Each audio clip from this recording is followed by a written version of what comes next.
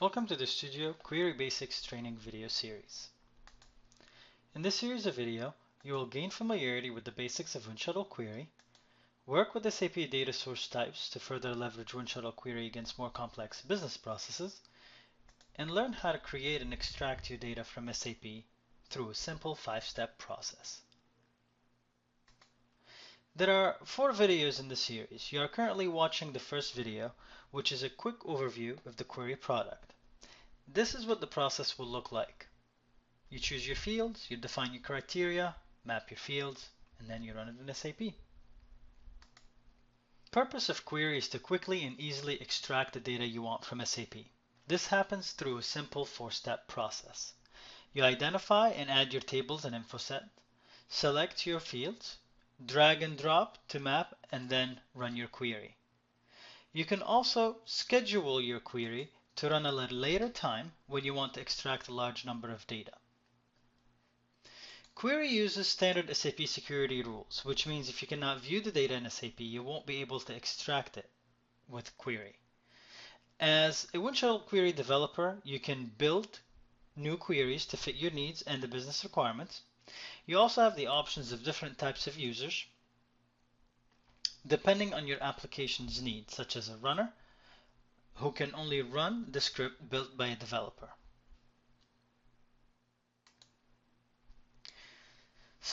Some of the potential uses of Untitled Query and Runner are ad hoc reporting, where you can build and publish reports that might otherwise require ABAP programming.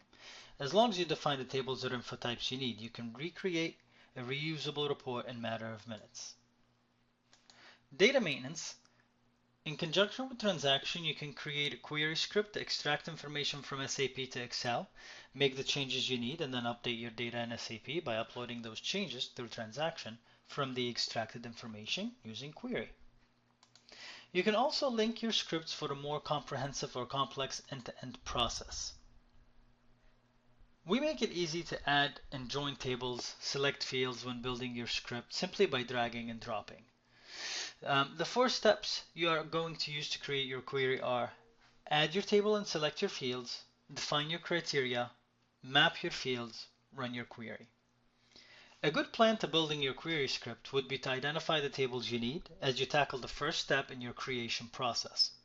If you're unsure of the table and field names, find the field in SAP and press the F1 button, then click on the technical info button or hammer and wrench icon and find the SAP table and field names. Once you've determined what it is that you want to query, select the tables and fields you like to include, clicking on the criteria button to assign specific values to the query search. Preview will display the number of lines that will be returned. It allows you to get a glimpse of what your extraction will look like before you've gone through the whole process, and it will return the first 100 rows. It allows you to take a look and make sure you have everything you need, if any changes you need to do, or even the order of the rows that's displayed. Once you're satisfied with the field and the criteria for the query, you save and exit. In the next 2 steps, you simply map your query to your choice of data file using drag and drop.